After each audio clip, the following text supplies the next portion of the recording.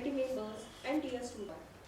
I, Shubhangi Giripuche, Associate Dean PK in the Department of Mechanical Engineering and Professor in the rotor design to receive the size and weight of the compressor.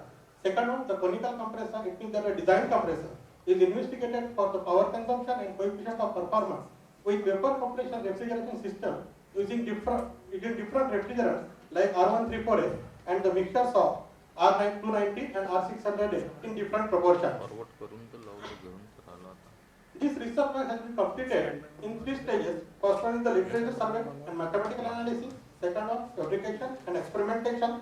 Third one, experimental comparison of conical compressor with other compressors used with different refrigerants. Basically, the compressor available in the market has categorized in 2 categories. That is the positive displacement type, and second one is the dynamic one. The dynamic one having the centrifugal, axial flow and the ejector type, whereas the positive displacement type categorized as the rotary and the reciprocating one. Again, the rotary has categorized as a single rotor and a double rotor. Basically, the single rotor comprises the single screw compressor, second one is the sliding vane type, third one is the liquid ring, and the fourth one is the scroll type. Whereas the 2-rotor compressor, that is the double rotor, it is classified as the root type, and second one is the twin screw type. It means that the screw compressor having the single rotor compressor also and the double screw rotor compressor also. Then again, the reciprocating are already available in the market like this: diaphragm, labyrinth, 3-piston, crosset, and trunk one. The research which I have taken that comprises under the positive displacement type, and it comes under the rotary one. So for this topic, I have studied the literatures. Total number of literatures I have studied that 165. As my topic says that the experimental investigation of conical compressor, and it is used in the refrigeration system. So I have studied the literatures on the compressor, that is the total 92 literatures I have studied with different parameters like design, experimental analysis, simulation, feasibility study, comparison with others, and improvement in existing design, lubrication, manufacturing, mathematical modeling, performance analysis, optimization, numerical research, and the leakage factors, what are considered in the compressor. Then second type, there is second literature survey I have been taken that is the refrigeration. On the refrigeration, the capillary tube, performance analysis, thermodynamic mixtures, retrofitting, experimental application, and blend review. Again, the charging and the review literatures also are there. It means that the total literature is 56% of the compressor and the 44% of the refrigeration. The compressor, the basic compressor, that is the rotary type of compressor, I have studied that the scroll compressor, screw compressor, rolling piston, and the revolving vane type compressor. Again, the literature study includes the patent review, then technical papers, and the books and the catalogs available on the screw compressor.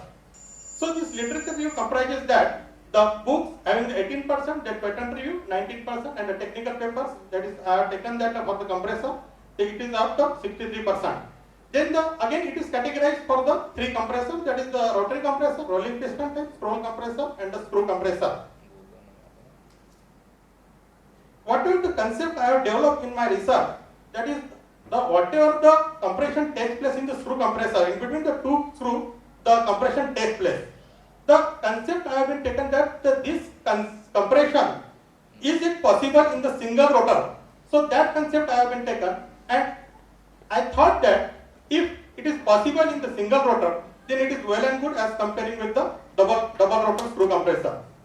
So the design compressor, the concept I have been taken that the concept consists of the single shaft, that is the single rotor, on which the helical grooves are there. In between this helical groove, from the inlet, the fluid passes through this helical groove from the inlet to the outlet. And as it is the taper in size, so that whatever the volume of the gas at this section, it is to be compressed at this section. So we are getting, as the volume is reducing, so we are getting the pressure ratio. So simple concept I have taken, and this concept I have developed. Then the design compressor, whatever the compressor I have designed, named as the single rotor conical compressor, because the fluid is compressed between these helical grooves on the rotor and the internal conical slot of the stator. So the coinciding slot, that is the coinciding one, the part which is coinciding with this rotor, it is the stator, and it is having the internally taper in shape. This means that the total physical boundary of the compression chamber moves along, the gas is compressed in between these helical grooves. and because the gas is compressed in helical grooves, so after at the outlet section, it means that at the discharge section we are getting the less volume as compared to the inlet section. Whenever there are the helical grooves, so some spiral technology are involved in this concept. So when we are taking that side view of this compressor, it comprises that low pressure chamber. It means that at the inlet section, the pressure having the less. So it is the low pressure chamber, and the outlet section at this end the fluid is compressed. So this is the high pressure chamber, and the hole, that is the discharge port at the outlet section, and the suction hole, that is the suction port at the inlet section. And one stator are there, and in between the stator the rotor has placed. So this rotor having the helical groove shape, it means that when we are seeing from this end, it is like the spiral technology. So in between the spiral, if we are going from the initial to the final, the spiral is also reducing its shape like this. The spiral is reducing its shape. So whenever there is the spiral, whatever the volume at the outlet section, it gets reduced to the whatever the volume at the inlet section, it gets reduced to the outlet section. So there is one revolution of rotor. It means that it is covering that 360-degree angle. During this 360-degree, according to the angle, the volume gets compressed, so that the volume enters here, gas volume enters here, and again this volume gets compressed according to the 45-degree, 90-degree, then 135-degree, 180-degree, 225, and after the 360-degree, the volume gets out from the outlet section.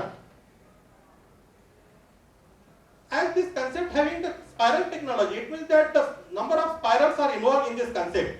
So this geometry of this concept, it means that whenever we have designed the geometry, we have designed the rotor, it means that the spiral technology, we must study about the spiral technology, and I have studied it. The spiral technology, it means that some cavity are there, it requires some cavity are there, and this cavity, to generate this cavity, there are the number of spirals required. It means that if we are generating the one cavity, we require the 4 number of spirals. This portion is called as the helical thread. We are talking that the helical thread. This one is called as the helical thread. It means that 2 threads are there, and after the 2 threads like this, these threads are there, and means that this is one thread and this is second thread, and in between this the cavity is running. It means the spiral is starting from here up to here. The 2 threads are covering one cavity like this and this one. So this concept consists of minimum 4 concentric spirals. The helical grooves on the rotor are named as cavity turn. This is the cavity turn. In between the fluid is compressed. The one cavity turn comprises of 2 concentric helical thread like this. This is one thread, and second one is the second one, helical thread. Whereas one helical thread requires the 2 spirals. Now the one helical thread, if we have built the one helical thread, it requires the 2 spirals, and the second helical thread requires the 2 spirals. It means that the total 4 spirals are required to generate a one cavity tail. The center for the entire spiral is common. The thread touch with the housing called the contact point. It is not exactly touch with the housing. It means that we are talking that if there is the internal slot are there and the rotor are there, it means that this thread having contacting with the stator. So it is the contact point is there are the 2 contact points, and the thread 1 and thread 2 are contacting with the housing. The stator is internally taper in size, coinciding with the rotor.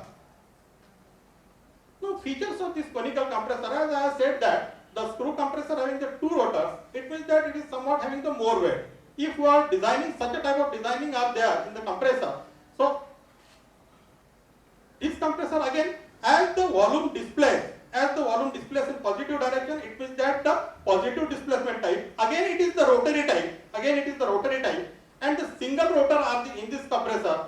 Then there are no walls are required at the suction and outlet section, that is the discharge section.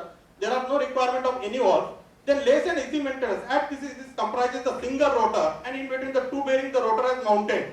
So that again it is the less and easy maintenance. As the one single rotor are there, so the overall weight is also less. Now after developing this concept, to visualize the concept, I fabricate a small prototype, whether such a type of concept are running or not. So that I fabricate a small prototype, and this prototype having the small compressor are there. This is the small compressor, and it is fitted on the small VCR system. So that just I have to check that such a type of rotor I have been built or not. if such a type of rotor have been built, it means that here I fabricate one rotor and this compressor having run with the 12-volt battery. And this system has been developed, and this is a small VCR system I have been fabricated. So these are the different parts. That is the end plate. One end plate are here. Then second is the stator part are here, and this one is the end plates are there. Now the actual design starts. Now this terminology, whatever the design I have been taken, that this terminology now it is converted into the design of the existing compressor, that is which are available in the market. Now it is comparing with this one. Now I have taken that whatever the literature survey I have taken, from the literature survey I have selected the one compressor that is having the capacity of 12.05 cc. The model, this model of the immersion model, that is the KCE 444 HAG, and this model is used for the refrigeration applications like water cooler up to 40 liters per hour capacity, bottle cooler 260 to 350 liters per capacity, and then VC cooler, it is the 400 liters of capacity. This model I have taken as a reference for designing this compressor. So this model having the data I have taken from the compressor catalog given by the immersion. The refrigerant, the data for this compressor are refrigerant R134A is it is running for the tested for the evaporator temperature minus 17.8 degree to 12.8 degree. Then the suction pressure, discharge pressures are there 13.5 per, and the volume per revolution, that is 12.05 cc per revolution, and this compressor is running at 2950 rpm. It means that whatever the flow rate calculated, that flow rate comes out to be 0.035 meter cube per minute. So according to this flow rate is basis for designing of my compressor, because the compressor, whatever the volume per revolution, it is adjusted in the compressor itself. Flow rate we can increase by giving the RPM, but the volume we are adjusted in the compressor itself, so that for this volume the design is starting. The volume required for refrigeration is adjusted in compressor itself. The compressor under research is running with the moderate speed at 1000 rpm to avoid the vibration created due to higher speed. Initially I have taken that 1000 rpm speed for designing the compressor. As 1000 rpm I have been taken, so that from this flow rate I am getting that whatever the volume I have to be adjusted in the design compressor. So volume comes out to be 30 cc per revolution at the suction end. So here the volume is 12.05 cc per revolution in the existing compressor, but the RPM is 2950. But in this compressor I have taken that 1000 RPM and the volume comes out to be 30 cc per revolution. Now in case of the rotary compressor, whenever we have designed the compressor, we require the compression. It means that the inlet and the outlet pressure are there. The discharge pressure is more than the suction pressure. But in case of the rotary compressor, when you are designing, the one concept is important, that is the built-in volume ratio. Built-in volume ratio, it means that it is the ratio of the volume available at the suction to the volume available at the delivery before going from the outlet pipe. So this concept is important, that is the volume ratio is the fundamental design characteristics of all rotary compressor. The internal volume reduction ratio of the compressor VI is defined as the comparison of the volume of trapped gas at suction Vs to the volume of trapped gas remaining in the compression chamber when it opens to the discharge Vd. It means that Vi equal to Vs by Vd. And this internal pressure ratio, it means that the pressure which we require in the system. So that if this pressure required, so from this internal pressure ratio, by the reverse way, by using the specific heat ratio or the isentropic index, we are calculating that the Vi, it means that the built-in volume ratio. And this built-in volume ratio adjusted in the compressor. So that the conical compressor does not have the valves, the location of the discharge port determines the maximum discharge pressure level that will be achieved in the rotor cavities before the compressed gas is pushed out into the discharge pipe. So this concept is necessary because the basic dimensions or the basic parameters which we have been designed, this is the built-in volume ratio in case of the rotary compressor, and this built-in volume ratio I use in my compressor also. Now the condition, that is the basic condition which I have taken, that the minus 15 degree of the evaporator temperature and the 40 degree of the condenser pressure, the condenser temperature. Accordingly, the pressure ratio we got that near about the 6.19, and by taking the isentropic index for R134A, we are getting that built-in volume ratio is 4.88.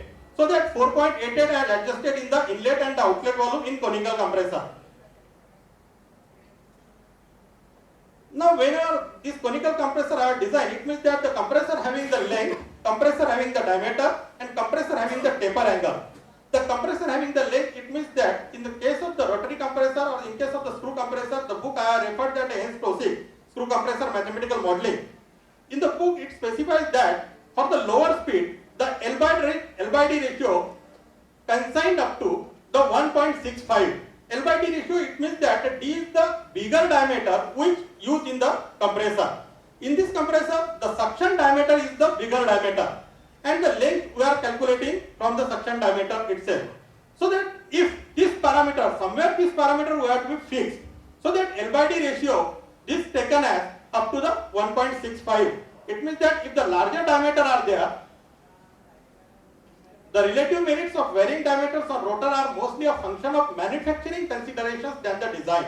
Again, the larger diameter, if we are going for the larger diameter, the manufacturing design or the manufacturing concept also we are considering. So for larger diameter is not preparing from the length of the rotor. So small L by D ratio means the larger diameter rotors for a given displacement and larger leakage areas are there. And higher speed, the leakage area begin to have less influence. As the speed is higher, the leakage area having less influence. But as the speed is less, the leakage area having the more influence. So up to 3000 RPM, the statistics specifies that 1.65 is suitable. So this ratio I have used for designing the length and the diameter of the rotor. Now the geometrical design procedure, by some procedure or the stepwise procedure, I have designed. I have developed for designing this rotor. So the steps involved in the design of rotor geometry to fix the dimension of rotor. Once we have fixed the dimension of rotor, other parts are coinciding with that rotor. So that initially the dimension of the rotor has to be fixed, so that the basic design parameter, we know that the compression ratio we required in the refrigeration system, and second is if the compression ratio is to be achieved, it means that the volume per revolution we have to be adjusted in this rotor itself, because single rotor are here. So that select X as minimum as required. Now this is the shaft, this one is the shaft, and this one is the cavities. On this portion, just a taper shaft I have designed by this procedure initially. The cavities, it means that at the outlet section, this is the outlet section, discharge section, and this is the inlet section, and this one is the shaft. So that at the outlet section we require some volume, and at the inlet section also we require some volume. It means that the volume is adjusted in between this portion and this portion. So one parameter initially fixed for this rotor, so that this parameter, that is the small depth at the outlet section, the small depth is fixed. This is the select X as minimum as required. Whatever the volume we require, that we will see afterwards that how this volume is to be adjusted. Initially we have fixed that the X as minimum as required according to the built-in volume ratio which we have designed or we have calculated. Then select the rotor shaft radius. This rotor shaft radius, because this compressor, whatever the shaft are there, this shaft is coupling with the motor available in the market. As this shaft is coupling with the motor available in the market, it means that whatever the motor available in the market, that shaft diameter we have considered. So that normally the 20 mm shaft diameter motors are available in the market, and this is suitable for our compressor also. So initially this shaft diameter are considered. The select the rotor shaft diameter RS from the motor shaft to be coupled with the compressor shaft. So this shaft diameter is fixed, whatever the motor available in the market. Then this X we have taken. Now give the allowance for the strain to the rotor shaft. Now this shaft diameter we have been taken, that is the motor shaft diameter, it is equivalent to this one shaft diameter. Now if whenever we have designed this shaft for the RPM or for the torque, at that time if some diameter is to be increased for compressor, because the pressure are there, so if for the pressure some diameter is to be increased, then this allowance is provided for the rotor shaft, and this allowance we are calculating by RC equal to RS plus allowance. Allowance given on the basis of torque fixation if necessary. If it is necessary, then we have to give the allowance, otherwise we are using the same diameter what are available on the motor in the market. Now calculate the radius of rotor at discharge edge. Now the radius at the discharge edge we are calculating. It means that the whatever the core diameter or the core shaft we have been taken, that is the shaft diameter RC plus X, that is the depth we are considering at the discharge end. Then calculate the depth at the suction end Y as per the required built-in volume ratio. Now there are the cavities are there. Cavities are there. It means that the width of cavity is uniform from outlet to the inlet. Inlet to the outlet. So that the depth is changing. Depth is changing like this. In this figure, it is clear that these depths are there, but the width of cavity is uniform from inlet to outlet. So that for this depth one, we are calculating that the depth ratio, and depth ratio is Y by X. It means that the depth available at the suction end to the depth available at the discharge end. And this depth ratio we are calculating from the concept that is the built-in volume ratio. So that volume is adjusted to the rotor. Now calculate the radius of rotor at suction end. Now suction end radius we are calculating because we are getting the Y. So R suction equal to RC plus Y. Where RC depend upon the minimum shaft diameter and necessary for required torque. If it is possible, if it is required, then you have to take that the RC plus allowance, RS plus allowance for the RC. Otherwise, you have to take that RC equal to RS. The large diameter at suction end is nothing but a deep suction equal to 2 times of the radius at suction end. Then calculate the length of the shaft. Now this parameter also we are calculating. One concept I have seen that the significance of L/D ratio in case of the rotary compressor. And the L/D ratio, it means that the length by L/D ratio is equal to the 1.65. This ratio I have used for calculating this length. As diameter are getting, so that from this ratio the length is calculated. So we are getting the length. Once we are getting the length and the diameter, calculate the taper angle, that is the phi, equal to tan inverse of Y minus X divided by L. So that these parameters are, these dimensions are required to fabricate the shaft, because the cylinder shafts are available in the market, and now that shaft we are converting into the taper one. So this parameter or this the taper angle, length and diameter, it is required for the initial design. Now such a type of rotor are there. It means that these helical threads are there, and between these helical threads the cavities are there, and the fluid is compressed in between these cavities, and these rotors are there. So that some terminology, that is the inlet outlet diameter, that is the DO, or we are taking at the diameter at the discharge. So I have taken that the D dis or DO, and at the suction end DI, it is the inlet diameter or the D suction. Then taper angle phi. It is also clear from the last figure also, in last slide.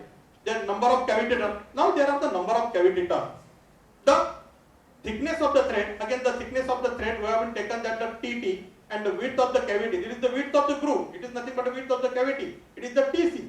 And this TT plus TC, it gives the lead to the screw or lead to the rotor. Now one parameter we have adjusted in the taper shape, that is the compression ratio, say that the built-in volume ratio.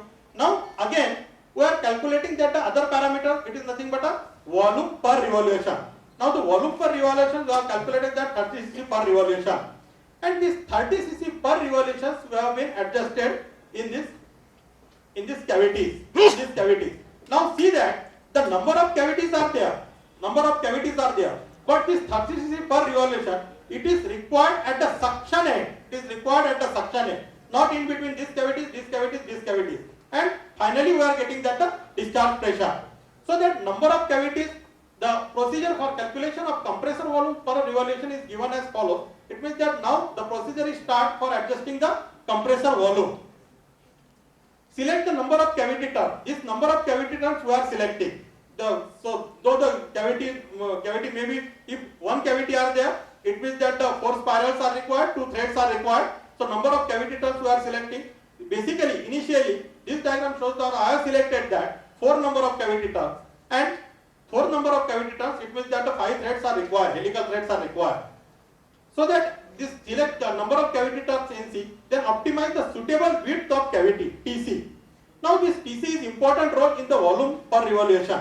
That is the width of cavity. Whatever the depth we have been taken in case of the inlet and outlet section, the depth is calculated from the previous slide. Now this width of cavity we have been fixed. Initially we have been fixed this width of the cavity as 10 mm. Calculate the width of the thread from the formula for sharp edge at end. Now by this formula, whatever the number of cavities are there, plus 1 into TC plus TT, it means that the lead TC plus TT, this length already we have calculated, this length already we have calculated, NC we have been considered, whatever the NC may be the 4, maybe the 3, we are considering that the fourth one. Then TC also we have been taken, width of the cavity is at 10 mm, and this TT, from this formula we are getting the value of TT, it means that the width of the thread.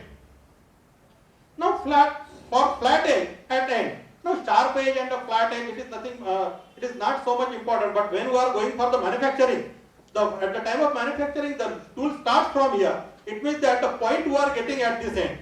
If it is adjusted in the flat end, then we are using this formula like this. If we are getting this flat end, then we are using this formula. If we are getting that a sharp edge like this, then we are using this formula. For the flat edge, NC plus 1 into TC plus TT. Again, whatever the thickness of thread are here, that we are considering for the flat end because it is not in sharp edge. But when we are taking that a flat edge at both the ends, then we are considering this thickness also. So it is the plus TT. Then count the number of spirals for number of cavity turns. If number of cavity turns, it means that we must count the number of spirals are there. Because whatever volume we are adjusted, that volume we are adjusted in the spiral. So that in this spiral, whatever the number of spirals required, that initially count. Then calculate the horizontal distance between two ends of spiral for sharp edge end and for first and last spiral for cavity turn only. Now horizontal distance between two ends of spiral. Now this distance, it means that the spiral is helical shape, or the thread cavity is helical shape. It means that the distance for the spiral, we are considering that the horizontal distance, and it is the A star equal to TC, and for remaining cavity turns, it is the A star equal to TC plus TT. That is according to the lead. It is nothing but a lead. Now if the sharp edge at end are there, then we are considering these two formula. If we are getting both at both the end of flat edge, then this formula is not required. Only by this formula, that is the A star equal to TC plus TT, we are calculating the lead. Calculate the outer radius of spiral. Now the phi angle are there, that is the taper angle there. Then A star are there. Then R1 also are there. It means that the radius at the initial radius which we have considered. Then from this initial radius, we are calculating that the R2. It means that how the thread is move along the rotor. How the thread is move along the rotor, that we are calculating. And from this, we are getting that the R2 and R1. Now the spiral we are using that, it means that it is the equiangular spiral. There are number of spirals are there. In cavity, the number of spirals are there. Now this calculation is for the one spiral. This calculation is for the one spiral. And for this spiral, we are calculating that the equiangular spiral. Equiangular spiral, so that arbitrary constant B are there. And this arbitrary constant B, we are calculating by this formula. That is the natural log R2 by R1 multiplied by 2 into 3.14. It means that 2 into 3.14 is for the 360 degree angle. Because for the one rotation, there is one spiral moves along the 360 degree. So that this 360 degree, so this formula is like this. So the R2 equal to R1 e to the power b theta. R2 we are calculating from literature. These equations we are getting from the literature, and from this literature we are also calculating that the R2. Now the calculate the constant angle of spiral, that is the equiangular spiral. Now this angle, that is the psi, it is the angle for the spiral. That is the spiral making with the tangent. So this angle for the spiral, it is not much more important in our design. But if we are taking that equiangular spiral, if this angle we are having this angle, then we are thinking about the changing of the spiral also. So we are calculating this angle also. Calculate the spiral area for cavity turn, bigger spiral area A and small spiral area A.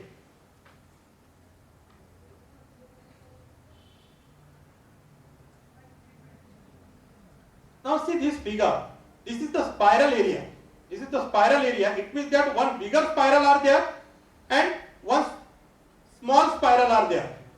It means that if we are calculating this area, if we are calculating this area, if we are calculating this area, and if we are calculating this volume, now we are calculating this volume.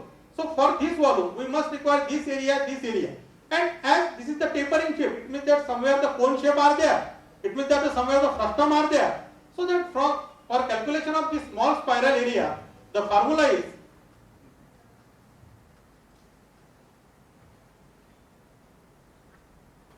area of spiral equal to 1 upon 4b R2 square minus R1 square. Now again, the R2 and R1, these are the radius for the single spiral. If we are calculating one spiral, then another spiral, then third spiral, fourth spiral, again this R1 and R2 are changing. As tapering shape are there, it means that at each end a number of radius are there. If we are considering the number of cavities, it means that it is changing according to the spiral. So that from area of spiral we are calculating from here 1 by 4b R2 square minus R1 square. It is the common equations we are used for calculating the spiral area. Though the spiral area are bigger, though the spiral area are smaller, if we are replacing this R2 and R1, then we are getting the area of spiral. Now calculate the volume of frustum from cavity turn. And now this volume of frustum, it means that if the cone are there, the taper shape are there,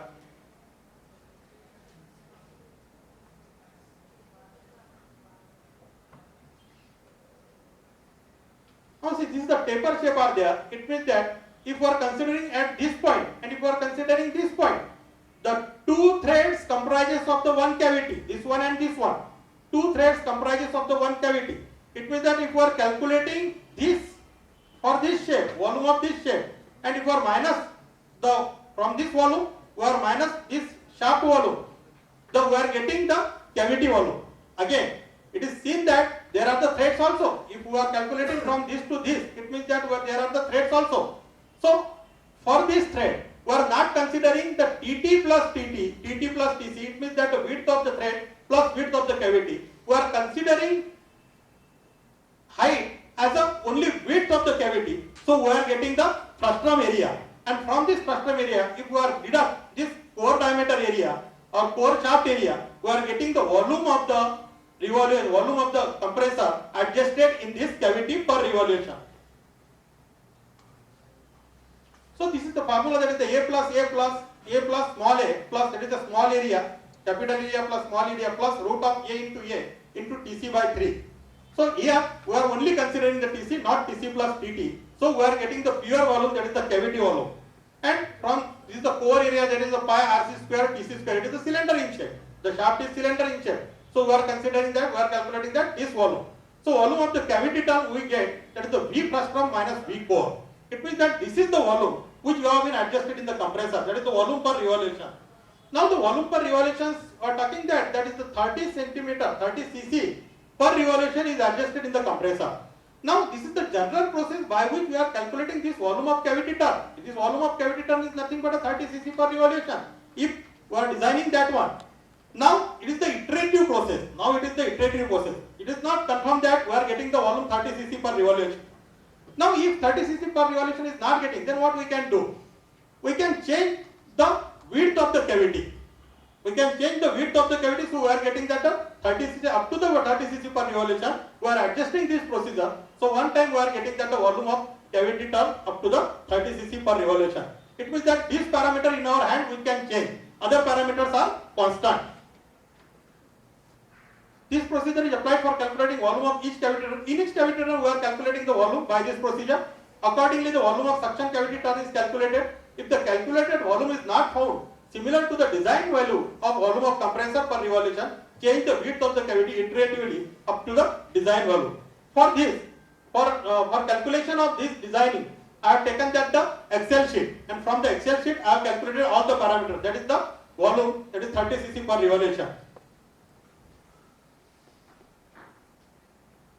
Now for fixing the length, diameter and taper angle, one relations I have find that if we are getting that a DI, if some diameter has to be fixed, it means that the small diameter, that is the diameter at the suction end, the X we are considering the X also. So it means that at the suction, discharge end, at the discharge end diameter is fixed because X is fixed. So that diameter is fixed and the length, if we are considering that this length equal to 99 mm, I have considered it, the 99 mm.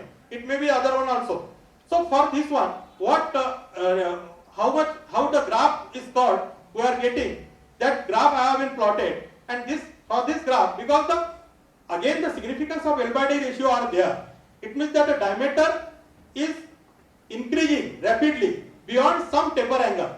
So I have find that from which taper angle it is to be increasing. So beyond the 40, the diameter is increasing, and diameter is increasing. It means that the L by D ratio will be changed.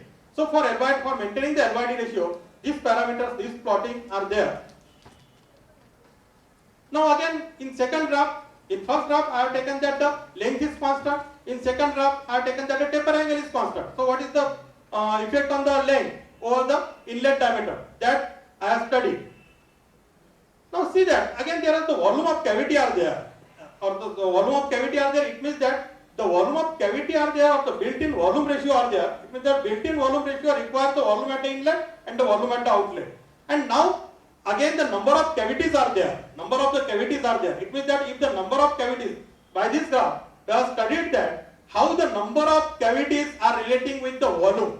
How the number of cavities are relating with the volume. It means that this red line. This line gives the outlet volume, and this line gives the inlet volume. That is the suction volume, and this is the discharge volume. It means that the number of cavities are 4, we are getting this much difference. If the number of cavities are 5, we are getting this much difference. It means that built-in volume ratio will be decreased according to the number of cavities are changing. Now from this one, by using the Excel sheet, these calculations are done. And according to this calculation, the final answer, that is the 30 cc per revolution, adjusted in the volume per cavity. It means that at the suction end, according to this dimension, this volume, we are getting this volume, that is the 30 cc per revolution. After optimizing, it means that after studying this graphical interpretation and design procedure, some dimensions have fixed for the manufacturing. That is the rotor length is 99, then DI, that is the suction diameter is 78, DO, that is the 42, built-in volume ratio, again the built-in volume ratio is there. Initially we have calculated the built-in volume ratio for the pressure required for the refrigeration system. Now again there is one more chance to calculate the built-in volume ratio in this theoretical design, because the theoretical design are there, volume, number of cavities are there. Number of cavities are there, it means that the inlet section there is one cavity, at the outlet section there is one cavity. So in this cavity also volume we are getting, theoretical volume we are getting. So in this theoretical volume we are calculating the built-in volume ratio. So this built-in volume ratio comes out to be 4.87. Now the thickness we are taking that 9.8, then the first number of cavity turns are there, and the taper angle, the suitable taper angle I have taken that 11.72. Now this design has completed. It means that the geometrical design has completed, and now these geometrical aspects have checked in the computer. That is by using the CATIA software. If such a type of rotor has to be developed or not. So that by using this CATIA software, the modeling of rotor has done in the CATIA software. The helix are generated, and then again these cavities are generated by using CATIA. This rotor are there, and this final rotor, that is solid rotor, have generated. Now according to this rotor,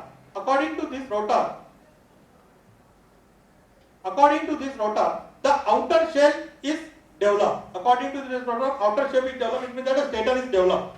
And for developing this stator, this contact point, it means that this rotor and the stator contact point, the clearance in between this rotor and stator contact point is less as much as possible.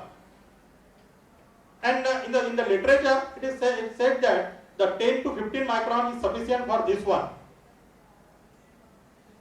Now this virtual model I have prepared by using this one.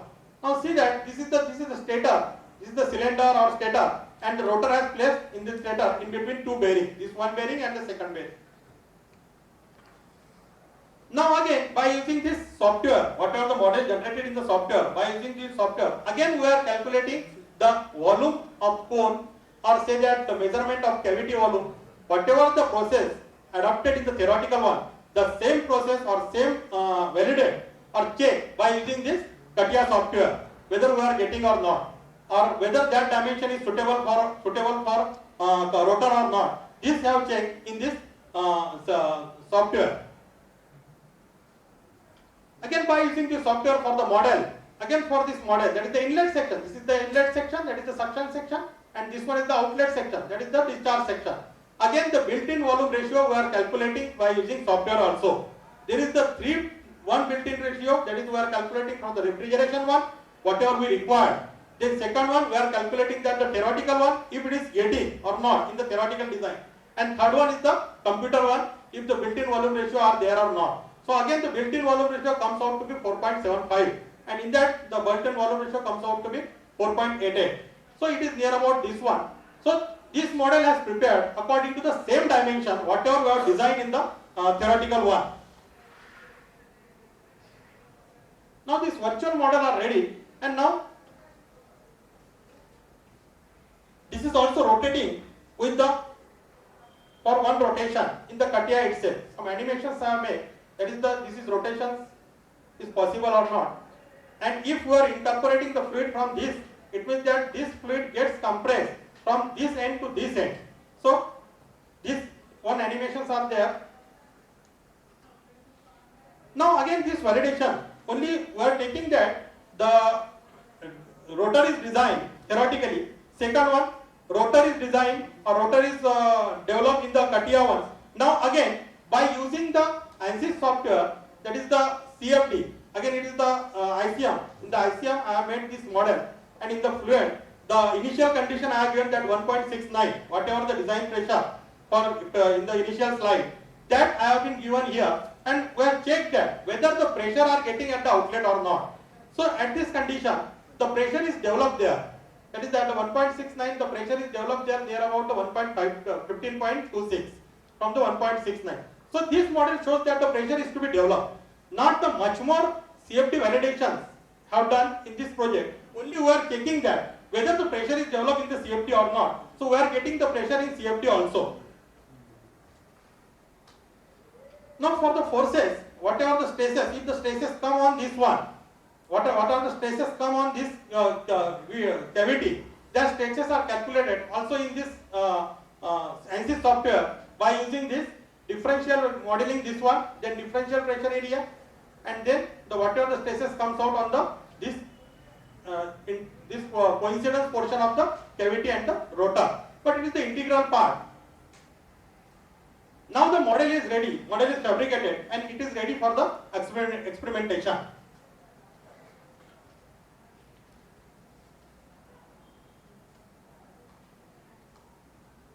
Like the other compressor, also the mathematical analysis for this compressor also, in which the remaining thermodynamic and the fluid properties within the machine cycle are derived from the internal energy and the volume.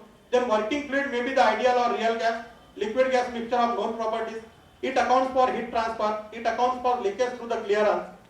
And some assumptions have made, that is the process equations are independent of compressor geometry. Whatever the equations are involved here, it is independent of the compressor geometry.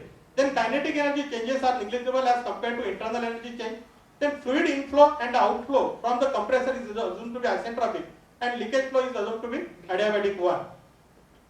Now the governing equation which are used in the oil-free compressor, other oil-free compressor, it is same applicable in this compressor also. That is the conservation of internal energy, that is the omega into du by dt equal to m dot in h in minus m dot out h out plus q minus omega p into dv by dt. It means that the pressure is developing respective with the volume and the angular speed of rotation with the angle of rotation of the rotor. Then this fluid inflow is calculated by m dot suck h suck plus m dot lg HLG. It means that leakage gain at the suction. So this leakage gain at the suction is considered. So we are getting that m dot in h in. Then the outflow are considering by the leakage loss at the discharge end. Now the continuity equations are omega into dm by d theta equal to m dot in minus m dot out. Then mass flow rate m dot in equal to m dot sucks plus m dot lg, that is the leakage gain. Outflow, that is m dot dis plus m dot ll. Mass flow rate is m dot equal to rho into w, that is the velocity, density, and the area of cross section area of flow at the suction end. Then leakage flow we are calculating by the leakage compound resistance of the leakage.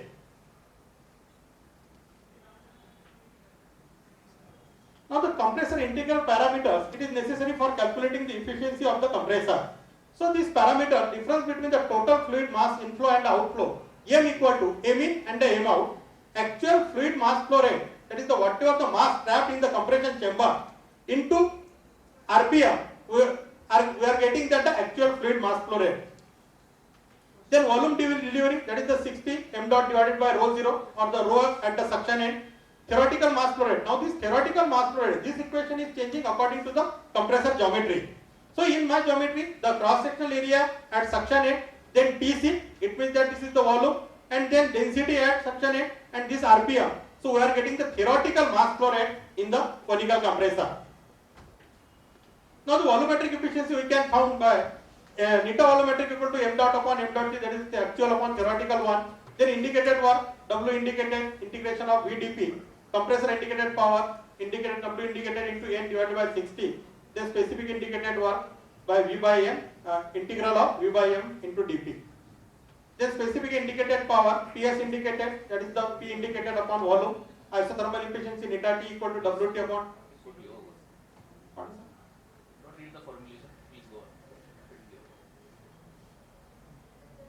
Now the compressor is ready for the testing. So that VCR testing, some components I have selected for the VCR testing. That is the one capillary tube, then dryer, then LPHP cutout, compound gauges are there, temperature gauges are there, rotometer are there, energy meter, and some switches and regulator are are selected from for the VCR testing. And these are the specification. That is this specification is the compressor which you have taken from the market. Then condenser are there, 300 by 300 mm square. Then again the expansion wall are there, evaporator, weighing balance, watt meter, and temperature sensor. And now this test rig is ready for the experimentation. The model is ready and the test rig is ready for the experimentation. Now there is the selection of refrigerant. Initially the other compressor are also tested for the R134A. So that R134A as the base refrigerant and the alternative refrigerant, that is R290 and R600A, in different proportion we have been selected, that is the 50-50 and 56:44. So these properties are there because as GWP concerned, and the literature also shows that the alternative, this is the mixtures are the best suitable alternative for the R134A without any modification in the compressor. Now the comparison of properties are there by using the RCE software. These properties is to be compared for the different evaporator pressure, different evaporator temperature. With this parameters tested for the RPM, we have designed it for the 1000, but this is the motor having the 3000 capacity, and we are running it whether it is running or not. And this initial trial has taken for this model, and after the trial, in between this, we are designing for the compression. But when we have taken the trial, the leakage of the gas absorbed from the suction side, pressure could not develop from the investigated compressor. And the clearance between the stator and rotor is also too much. Whenever there is the manufacturing arm there, the clearance is not maintained, whatever we require. And then redesign the compressor for the leak proof at suction. Now again it is need to redesign my compressor because whatever the design are there, I am not getting that the pressure whatever I have designed. Now these are the photographs for the first trial. This is the rotor. Then this rotor is fitting with this motor. Then this is the leak testing in which we are getting that much more leakages from the suction side. The alignment also checked. Now the new design is started, and for this one the leak proof, it means that somewhere the alternative arrangement we can find out for the leakage at the suction end, so that one gland is designed by which we are avoiding the leakage through the suction end.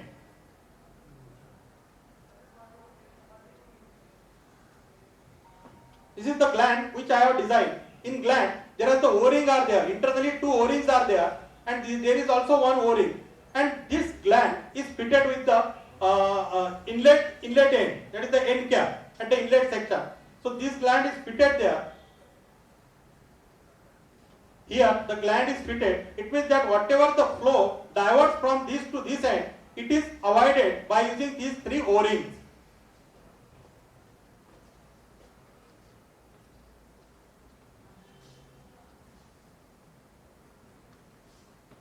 Now this is the exploded view of the conical compressor, where this is the gland, then this is the stator, this one is the rotor, and this is the end cap. So this is the exploded view I have plotted.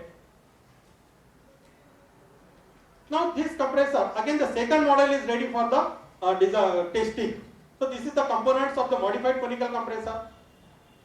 Now these are the elements, this is the stator, again this stator is also taken. Because in the initial compressor, when the leakage are there, the number of times the manufacturing operations are performed there. so that at that time the rotor is not using so for the second testing, the rotor is so weak and it is not using another testing also. So now again if there is the gland, it means that somewhere again redesigning are there. So after redesigning, the again in this the CNC operations are performed in this manufacturing, and the rotor clearance also minimized. Now this compressor is running.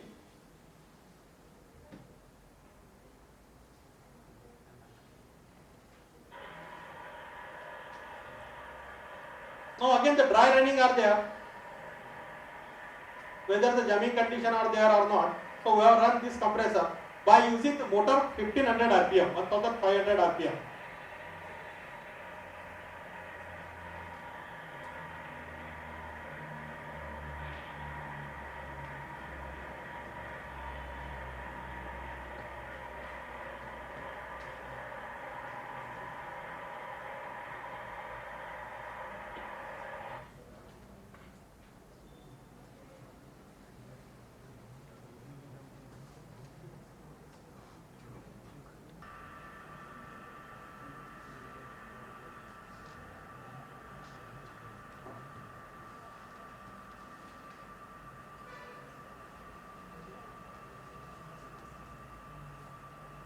True, whether the pressure is developing or not, that I have been checked, but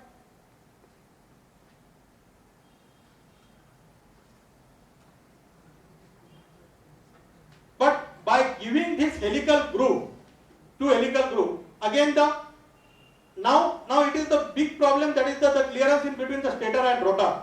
When I have manufactured this one, again this distance is not required, the required distance not getting in this model also. So again the pressure is not developed in this model. Now whatever the model, previous model I have tested, in that model, in the same model, I have done the modification. Then the modification, inlet and outlet ports are redesigned to avoid the backflow, curve for helical path is modified, and the spacer plate are provided at the inlet and outlet of rotor for complete sealing. So whatever the design, it means that the design are same, but the curve path are changing. It means that somewhere the curve are changed for this helical thread, and this type of spacer plate are provided. One slot I have been made in the inlet section, that is the suction section, and one plate are provided in this one. And as the rotor rotates, this plate is also rotating according to this slot, and this plate are contacting with the stator. And then I have checked this compressor.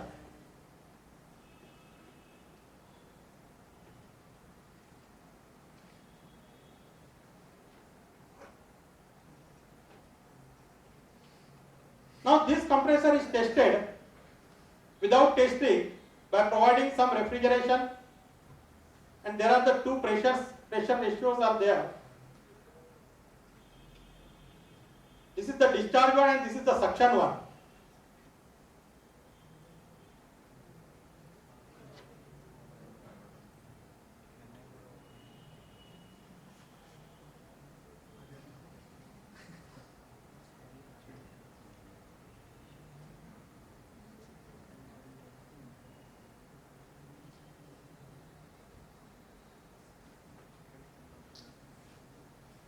Now see that in this the pressure difference are observed.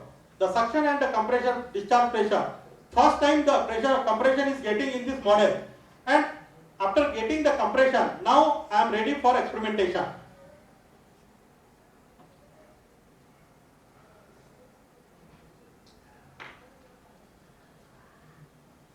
Now the experimental testing, that is the schematic. This is the schematics of experimental testing. Now there is the comparison of the compressor. It means that somewhere the modification in the testing also. So three compressors are mounted on the same testing. Then the condenser are there, evaporator are there, and for adjusting discharge ratio I am adjusting. That is suction ratio. Suction pressure is constant. Discharge pressure I am adjusting. So that some throttle mechanism are there. These are the three compressors, C1, C2 and C3. That is conical compressor, rotary compressor and the reciprocating compressor. Now the pH chart have been plotted for this one. That is the 1, 2. It is the compression process. Again the pressure drops are there because the discharge pressure are changing by using the wall. So that the 2 to 3 are the constant enthalpy process. Then 3 to 4 it is the condensation one. 4 to 5 are the throttling one, and then again the 5 to 1 are the evaporation. Now this is the experimental strategy which I have taken for the experimentation. There are the experimentation with the three compressor, that is the reciprocating, rotary and the conical one. The comparison are there. Then these compressors are tested for the three refrigerants, that is the R134A, mixer 50-50 and the 56-44. Then these are tested for the 10 different pressure ratios. Slightly we are varying the discharge pressure. And for the common evaporator temperature, that is the calorimeter temperature are constant. And this tested for the pull down test for the compressor and the energy consumption test, that is comprises of the refrigerating effect and the power consumption. And finally we are getting that the COP. These are the three models. One model which have been taken, these are the second rotary model, that is the center rotary compressor. This is the design model. This is the diameter. And we have taken that the weight also. Displacement are 12.05. This is the 15, but it is running at 2000 rpm. This is the 30, it is running at 1000 rpm. And this is 2950, 12.05. It means that the theoretical mass flow rate is same for all these three one. And now the weight are there, that is 11.8, and this Sandton compressor having the 9, and this is having the 7. These two compressors having no motor weight, but this reciprocating compressor having the motor weight. So because of the motor weight, this is the 11.8. It may be less than this one also. But initially it seems that this is the 11.8, this is the 9, and this one is the 7. Now this is the photograph, that is the charging process, weighing scale, and the different cylinders are there. Now this is the video for the observation.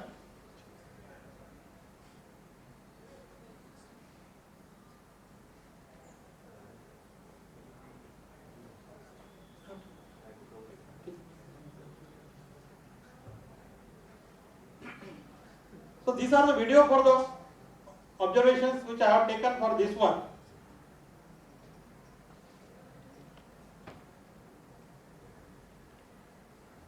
Now the pull down time is observed, that is the initial temperature of water 30 degree to 10 degree, that is the maximum capacity. The pull down time is observed for three compressors and three refrigerants. 84 minutes for this one, reciprocating one, 82 minutes for this one, and in the conical compressor the pull down time is slightly more than these two compressors. Again for the mixture also the pull down time is more than this compressor. Again this one is also the pull down time is more. Now quantity of refrigerant charge, when we are comparing with the refrigerant, the quantity of charge is considered, and in case of the mixture, the quantity of refrigerant charge has much more less as compared to the R134A. Now the observations have been taken for the compressor, that is the comparative, that is the reciprocating compressor with R134A. The observations are taken for the suction pressure, that is 1.72 bar, and the discharge pressure are varying, so that the pressure, according to the pressure radio, the discharge pressure are maintained 2.6 up to the 3.5. So these are the number of observations I have taken. Then the conical compressor also tested for the maximum capacity. For the maximum capacity, conical compressor goes up to the 4.9. But after the 3.5, that is the pressure ratio 3.5, there is the erratic running of the compressor. So after the 3.5, whatever the result I am getting, that is the jamming and the heat produced in the compressor, it is much more as compared to previous one. So the safe side, I have taken that the 3.5 are the comparative discharge pressure ratio have been taken for all the three compressors. And these are the observation table. And then the calculations have done for the compressor power, then the volumetric efficiency, that is the heater power are there, the compressor power are measured from the energy meter, then the volumetric efficiency and the isentropic efficiency.